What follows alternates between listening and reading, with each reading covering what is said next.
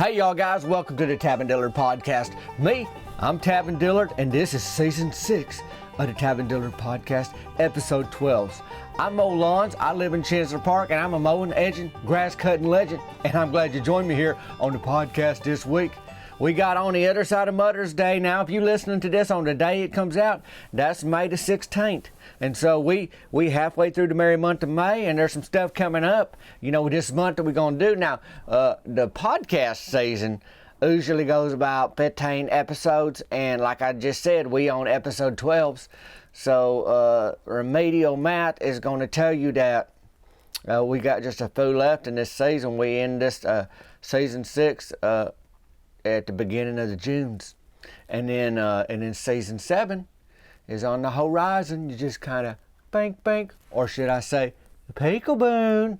I'm wearing a new peekaboo shirt today. If you're watching on the video on the YouTubes, if you ain't, just take my word for it. I'll put a link in the show notes. I'm gonna put a link in the show notes today to a few shirts because I got a few seasons to talk about. We in softball season. I got to talk about that. Cannonball season, so I got the new Cannonball Champ tank top available, and then we also into watermelon helmet season. I got some stuff to say about that.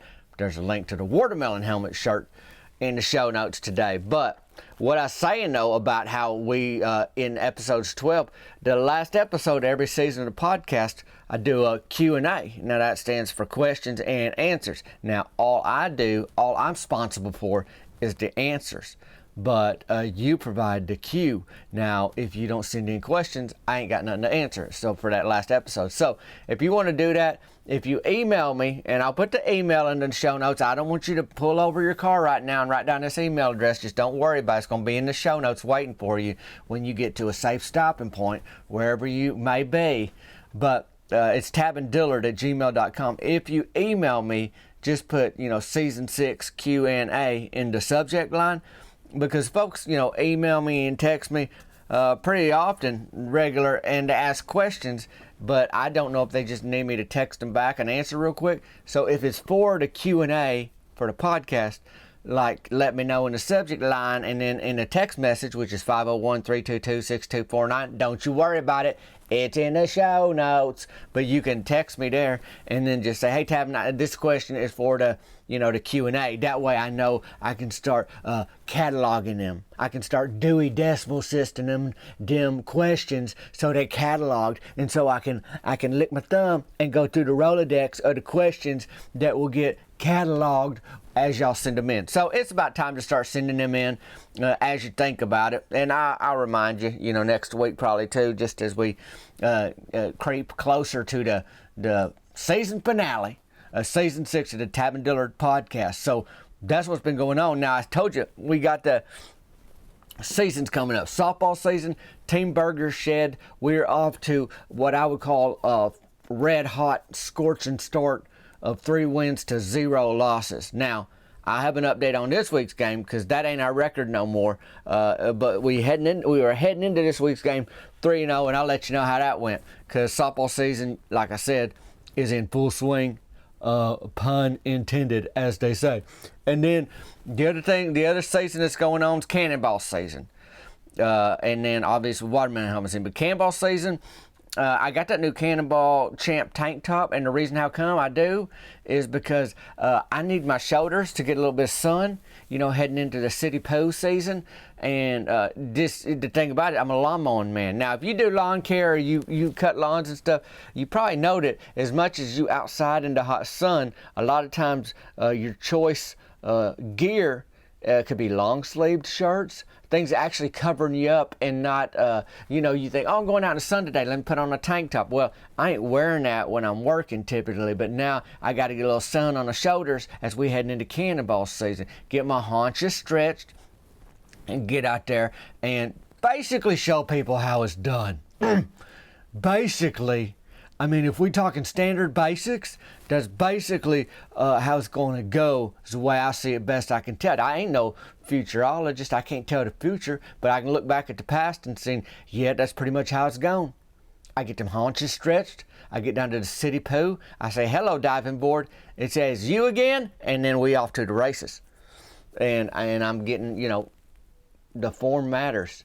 And I'll probably be talking about form, more as we get into it, but it's definitely something I got to get it worked into the schedule. It don't just happen. You got to be intentional about that cannonballing and the city pooling. And so that's where we going with that. So I'm excited about all that, but the watermelon helmet season, I ain't waiting for no more.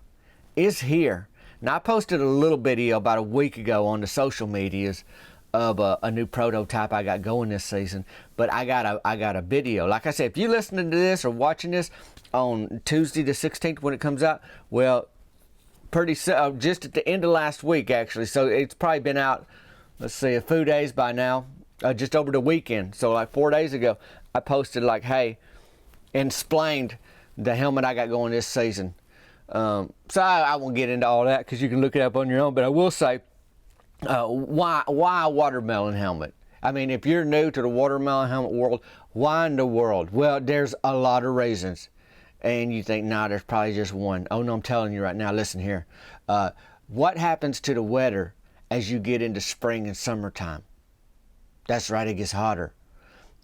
When you get too hot, what do you want to do? I want to cool off, Tavin. I know you do. I do too. I'm telling you. Now, there's some things you got to forego. I mean, if you really like your hair do that you got, your summer do, and you don't want to get it wet with watermelon juice, you could run into a little problem. Now, I'm going to talk to you about a helmet I made this week, and there are options for the liners. But anyways, one of them's to cool off. If you hot, you want to get cool. You know that. I know that. Everybody know that. So that's one reason. The other thing is they safe. Okay, they safe. If something gets thrown at your head, or you fall into something and you about to hit your head on the side of a trailer or something,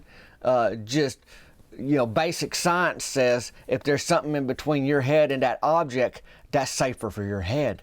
And what we're talking about is watermelon rind. Now, I don't know. There's different options of watermelon helmets, and so you might have a thicker rind, you might have a thinner rind. If you got a thinner rind, you got to be aware of that. It's safe.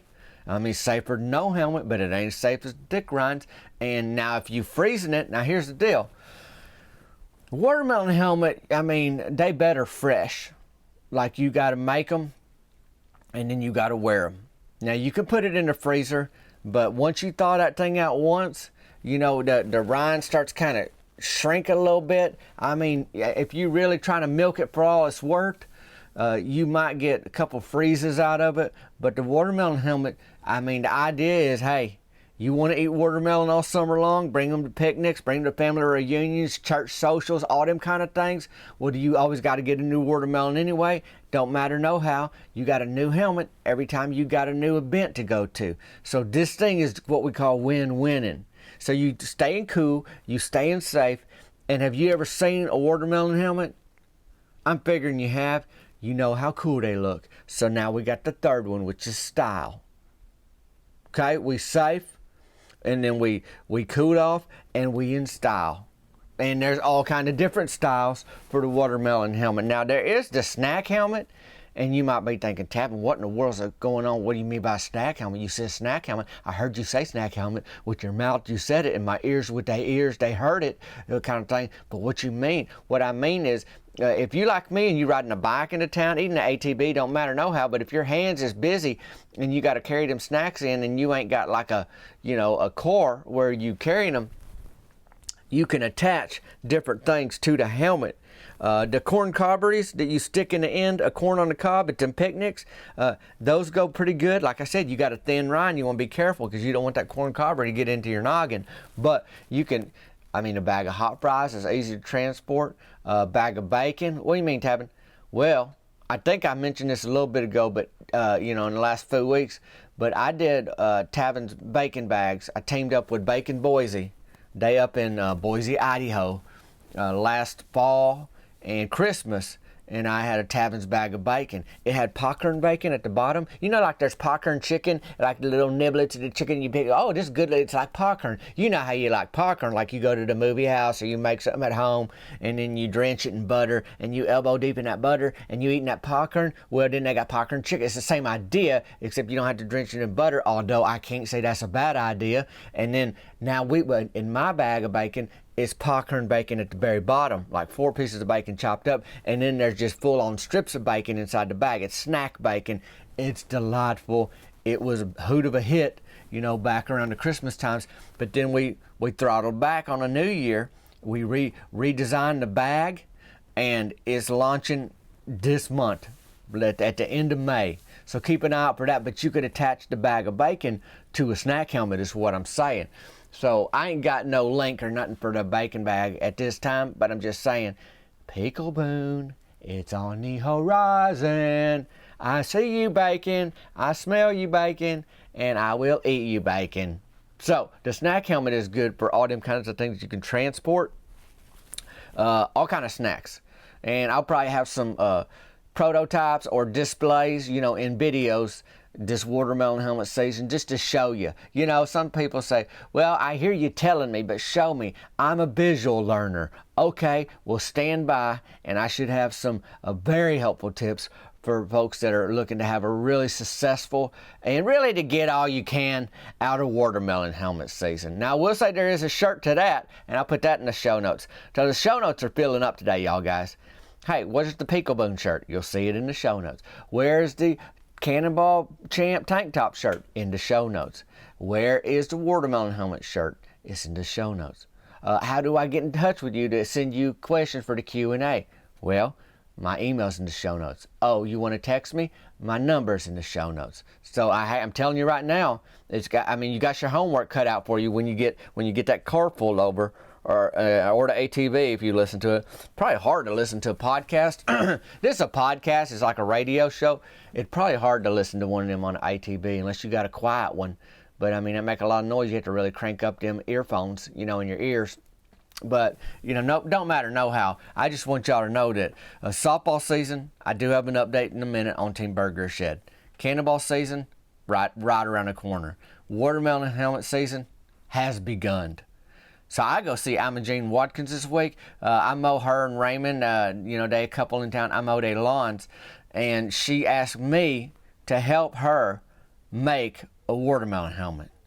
And I'm thinking, Imogene, you don't need no watermelon helmet. You know, that's what I'm thinking in my head. I'm like, you don't need no watermelon helmet. But then I remember how she told me she falled off her back porch into azalea bush. And I said, well, maybe she do need one. And not that I have extra time, but what do I say when Imogene Watkins asked me to help her make a watermelon helmet? She says she knows how to pick a ripe watermelon, like you thump it. But I don't know. I've seen what she thinks is a ripe nanner, and them things is pitch black. She put a black nanner in my hand one time. It looked like a de-baked crow. And she handed it to me, and then it's sitting in my hand, and I'm supposed to take it. You know, when somebody puts something in your hand, you take it. And I'm bringing that thing toward my face, and I'm thinking, I'm pretty sure this is a little crow that ain't alive no more, that ain't got a beak on it, that Imogene just put in my hand. I mean, it's midnight, turn out the lights, pitch black nanner. But then I'm thinking at the same time, surely Imogene would not take the time to de-beak a crow and then put it in my hand in the sitting room of her house. But it turned out it's a black nanner. So when she's saying, oh, this is how you pick a watermelon, because I don't even understand that. She said, you got to thump it. I'm like, well, anybody can thump it. Any watermelon is thumpable. I mean, if that's the criteria, can it be thumped? Yeah. What am I listening for? What's it supposed to sound like or feel like? That's what I don't know, and I didn't really get that information from Imogene, so I still do not know. But I do know that she wants to make a watermelon helmet. And the thing about a watermelon helmet is when you picking one, there's two things you go for. And for a watermelon helmet, there's really one. You want to get the right size. You want to get the right size helmet for your head, so you got to pick the right size watermelon. If it's too little, you can't make that thing bigger. I mean, you bought the watermelon the size it was. Now, the second thing, like I said, it don't really matter, but it do really matter, is if you get a sweet watermelon. I mean, if you get good eating and a good size helmet, that's the win-win. But truth be told, at the end of the day, you want a good size helmet for a watermelon helmet. And if the watermelon was good, well, good on you. You know, you got a little extra. You got a little bonus. You know, you got a curly fry in your french fries kind of thing. So I'm in Imogene's kitchen, and Imogene's worked, I heard Raymond lived in this house as long as I'd known him. So, I mean, that's steady like her that's her wheelhouse in there kind of thing. I mean, this is her domain. She know where everything is in that kitchen. She got ideas of how it's going to be set up. She getting out cutting boards. She getting out knives. She got her watermelon there. She goes, what we going to do, Tavin? I was like, well, here's the thing, Imogene. And like I was telling y'all earlier, I said, Imogene, if you put this on your head, you got to be okay with like watermelon juice. I mean, it's got to be something where you outside, you okay being hot. A lot of times I'm around a body of water, a lake, a swimming pool, where I can cannonball in and get the watermelon juice out of my hair. And then if I want to put the helmet back on, I can. And then if I want to jump back in the water, I can do that again. You know, I was like, you got to be okay with this watermelon juice, because we're going to put it on top of your tiny little perm right here. Now, thing about us, Early Bird gets the perm. That's where Gracie Dilroy and her sister Delondra, they run that in town. That's where Meemaw gets her hair did. I mean, the gals in our town pretty much all have basically the same hairdo for the most part, because there's basically one primary hairdo they got going down at Early Bird gets the perm. And anyhow, I said, Imogene, if you don't mind getting that, you know, watermelon juice on that perm. And she goes, no, I don't care none, Tavin. I think these are pretty cool things. I was like, well, okay, Imogene. And now there are things. You can line it. You can dry it out with a towel or paper towel, and that can get it pretty dry. You can also set it outside so the sun dry it out a little bit. You can also put tinfoil, like line it, you know, wear it like that away. I mean, there's options to keep your hair a little drier. But Imogene was all about it. She was game on. She's like, let's just do this thing. So I was like, okay, Imogene. So we cutting it. And I was going for the standard, basically what you call like the bowl cut, you know, it's just going to be around like little bangs above her eyebrows. Just that's kind of where the watermelon helmet hit her on the forehead. And then I didn't want to cover up her ears. She had a hard enough time hearing anyway. So you put her in watermelon helmet where it's over her ears. Then she's just going to be wandering around, bumping into things and not hearing anybody all day. So I basically it's a similar, you know, cut all the way around. For Imogene, just a standard little helmet, you know, nothing fancy. But that's the thing about the watermelon helmet. It ain't got to be a show pony, you know. It's a watermelon helmet, and that's what it is. So you ain't got to really dress that up, you know, put lipstick on no pig kind of thing. You just put that on and you winning. So we get that thing all figured out. We get some of the watermelon into a little Tupperware, and she put that in her refrigerator. And Raymond come home. You know, that's her husband, and he'd been out for a drive. Well, he seen her in that helmet. He didn't know what he's scared. She scared him in that helmet. He throwed his car keys at her, and she ducked. She got good reflexes, but she didn't really have to duck because, I mean, she had on a helmet, but she did. You know, that's just how she had her reflexes. He had his. And he said to her, he wasn't happy. He goes, you can't walk around the house with a melon rind on your head and not let a fella know. And he's kind of mad like that. He's a little hot at her. She's like, okay, Raymond, I'm sorry about that. But, you know, it's my first one. It's my first watermelon helmet. And so they got that sorted out. I don't know what Raymond thinks of it. I don't know if he was like, hey, let's go to the store and get me one. Or like, hey, can you please take that off and just go wash your perm and we can go out to eat at the Catfish Buffet? I don't know. I wasn't there for the rest of the day. But I'm telling you right now, I helped Imogene Watkins make a watermelon helmet. And that's how that went. Now, down at the softball fields this week, Mary Beth Tucker. Y'all guys know by now that she just won't stick to the menu. I mean, this is what the menu's supposed to be. On the menu board, on the official menu board, down to concessions at the softball fields, the Ad Oak League that I play in, Skittles, Soda Pops, snow cones, hot dogs. That's it. That's it. And the city makes sure them get there, you know, every week for the thing. Well, Mary Beth, she like to think outside the box. And you know what thinking outside the box has got her? It's got her feeding the town jalapeno nachos, tearing up Myron Curtis's tender guts during the game. It's got the whole concession stand burned down. She tried to do s'mores in there with a propane tank. So this is a second concession stand since Mary Beth been working it. So she come down to the fields this week with fresh produce. She got watermelon and she got little plums. Now I will omit it that I did eat a plum before the game. They're a little sour. Weren't quite ready. They're a little sour. But then all of a sudden, my Meemaw, she showed up to the field. So truth be told, bottom line is I was throwed off this week. Because my Meemaw don't never come to the softball field, so as soon as I see her, it gets in my head a little bit. I'm like, what's Meemaw doing here? Well, she heard about that produce. Meemaw loved that produce. She keep a salt shaker in her purse, and she salt that watermelon. I think she'll salt the plum too. And she had trouble before with them. The thing is with Meemaw, for being as old as she is, you think over the years you learn a little self-control. You learn things about yourself. You know, like you learn, like you fool me once, but you don't make that mistake again. Well, Meemaw, she forget every season when them plums is ripe that you got to throttle back. And, you know, she had a big situation years ago. This is when I still lived in her trailer before I moved 2 trailers down. And she ate 23 plums, I think was the count we ended up figuring out. 23 plums. She said, Tavin, they little. I was like, Meemaw, you can't do that. She goes, well, I just lost track. I mean, she was eating them like they were just little M&Ms, I guess. But they ain't M&Ms. They plums. And each one is a powerful pellet for your tummy to really stir up them guts. I mean, they keep you regular. I don't know what else to say, but them sour ones, I feel like they hit you quicker. They go through your system, boy, and you can just feel like, you know how your cheeks get all turned up when you bite like into sour candy, like a Sour Patch Kid? Well, you get a sour plum, and your tummy's doing that on it. It's just like, whoa, boy, that's something new, ain't it, kind of thing? So, Meemaw, I mean, she tore up the trailer. When I lived with her, I dry heaved on the front porch. It was never, I didn't throw it up, full on throwed up, like real life throwed up, but it was dry heaves to where I thought I couldn't stop myself from doing that. You know, when you just start going, and all of a sudden you're like, I don't know what's going to come out. I don't know if I'm about to puke my heart out, but nothing came out, but you just like, your body need to do that just to make you feel better, I guess, or just to say, hey, yeah, I don't agree with that smell. And we had to we lit a Roman candle. You know, you light a candle, kind of deaden that stink. No, it wasn't going to work. I mean, that stank just laughed at a little match. We had to shoot off a Roman candle inside the trailer. And it smelled better. It smelled like a little firework display, a little fire in there than it did, you know, what Meemaw did. You know, explode that toilet. My toilet should have got a blue ribbon. Anyhow, she get down to the fields tonight, this week, at our game, and she's eating plums.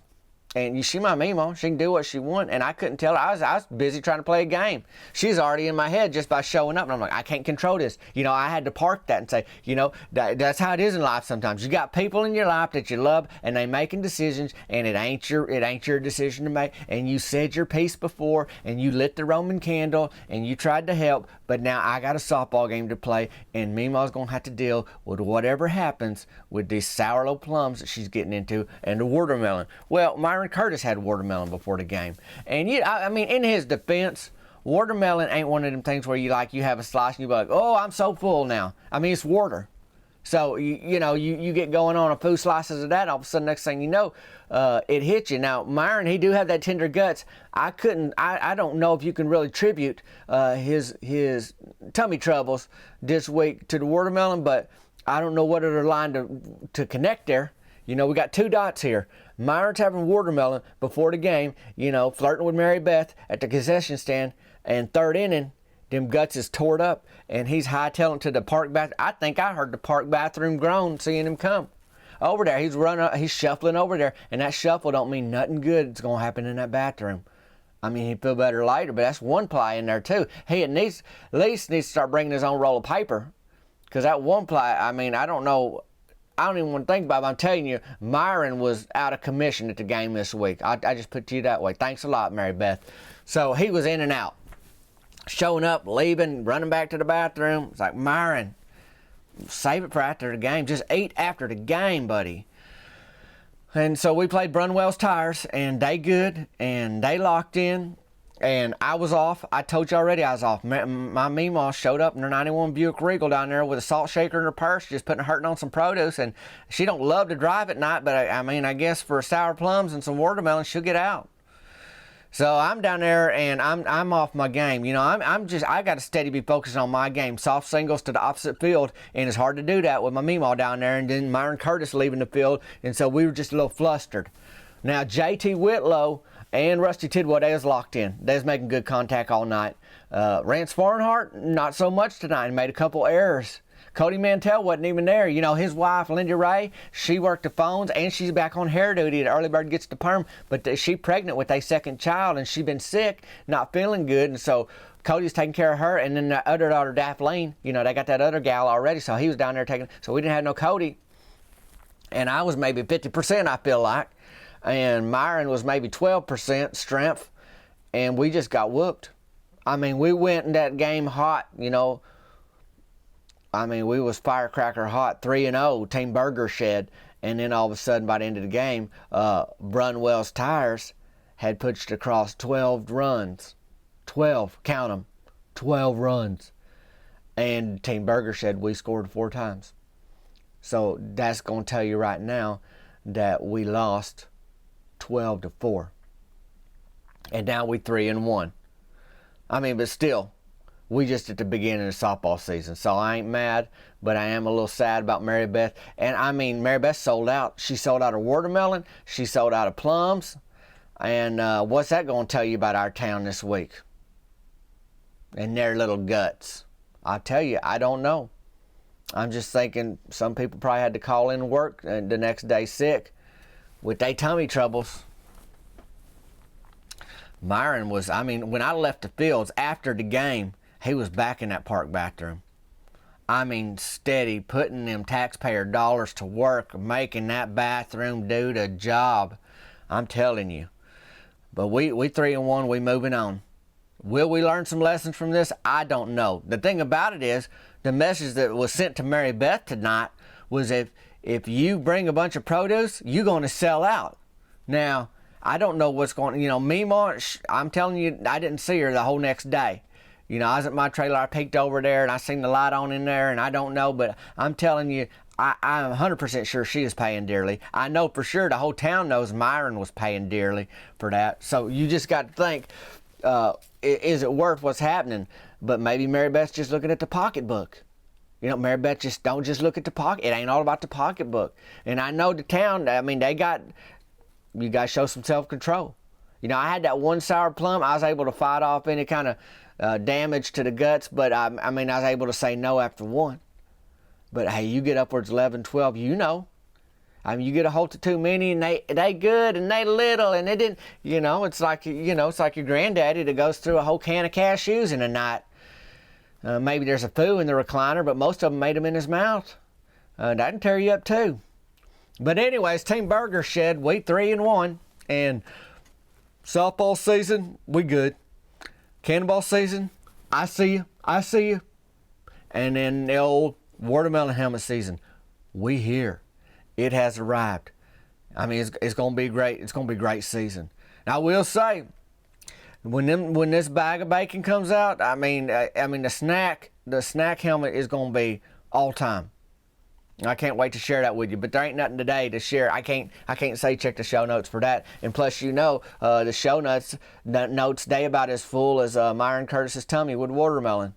We got all them shirts. You know, I'll put the link to those 3 I talked about. Go ahead and send me out them Q&As, you know, for that. And I appreciate you watching. Folks have been rating it again. We hit over to 700 ratings, which is a big deal to me. On Apple iTunes, the folks giving it a rating. Yeah, you can rate it 1, 2, 3, 4, 5 stars. And in your ratings and your comments, you can leave comments there too, or you sharing it. That all helps me. So I appreciate y'all guys letting folks know that, yeah, maybe you should listen to this too. Or no, you know. But if I tell people to do it, they're like, well, of course, you're going to say do it. But I appreciate y'all joining me here on the Tavindillard Podcast. Season 6. Episode 12, send in them questions for the Q&A. Just let me know that that's what it's for in the subject line or in a text message. But get after that today. You know, when you get the car pulled over, not right now. I appreciate y'all joining me today on the Tavindillard Podcast. And hey, if you ain't walked into your house this week and been scared by Imogene Watkins in a watermelon helmet, you having a pretty good week. Me, I'm Tavindillard. This is the Tavindillard Podcast. We'll see you later.